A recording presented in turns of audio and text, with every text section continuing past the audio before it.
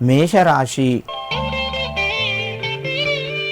ఈ రాశి వారికి కుజగ్రహం మారడం వలన కొంత రుణ ఒత్తిడి పెరిగే అవకాశాలు ఎక్కువగా ఉన్నాయి. పరిస్థితులు కొంత మీకు ఇబ్బందిని కలిగించవచ్చును. కుటుంబ సభ్యుల మధ్యన సహకారం కూడా కొంత తగ్గే అవకాశం ఉన్నది.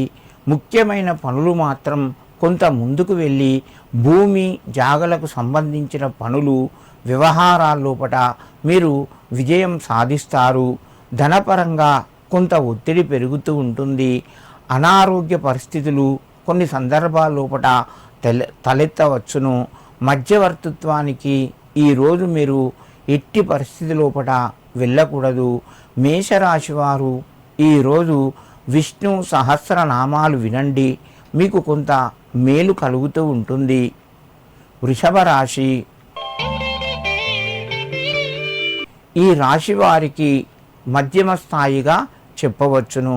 పరిస్థితులు అనుకూలంగా ఉన్నాయి. ఆరోగ్యాన్ని జాగ్రత్తగా కాపాడుకోండి. దూర ప్రయాణాలు వాయిదా వేసుకోవడం మంచిది. మధ్యవర్తిత్వానికి వెళ్ళకూడదు. మీరు చేసే పనుల్లోపట కొన్ని సందర్భాల్లోపట ఇబ్బందులు ఎదురయ్యే అవకాశాలు ఉన్నాయి. స్థానచలనం కూడా జరిగే అవకాశాలు ఉంటాయి. కాబట్టి జాగ్రత్తగా మీ యొక్క వృత్తి ఉద్యోగాలను నిర్వహించండి. వృషభ రాశి వారు ఈరోజు శ్రీ మహావిష్ణవే నమః అని చెప్పి 9 సార్లు చదువుకొని మీ పనులు ప్రారంభించండి. మీకు మరింత శుభయోగం కలుగుతూ ఉంటుంది. మిథున రాశి. ఈ రాశి వారికి రోజు కొంత కలిసి వస్తుంది. రుణ ఒత్తిడి తగ్గుతాయి. ఆదాయ మార్గాలు పెరుగుతాయి. సకాలంలో మంచి నిర్ణయాలు తీసుకుంటారు. ఇంత మటుకు మిమ్మల్ని ఎవరైతే ద్వేషించారో వారే మిమ్మల్ని ప్రేమిస్తారు. మీ యొక్క సహాయ సహకారాలు వాళ్ళు పొందుతారు. మిథున రాశి వారు తొందరపడకుండా మీరు చేసే వ్యవహారాలు ఆలోచించి నిర్ణయాలు తీసుకోండి.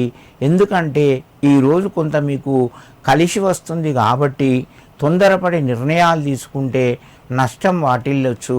జాగ్రత్తలు పాటించి మీరు సహాయం చేసిన లేదా వ్యాపారం చేసిన నిర్ణయాలు తీసుకోవడం వలన ఆలోచించడం వలన మీకు మేలు కలుగుతూ ఉంటుంది.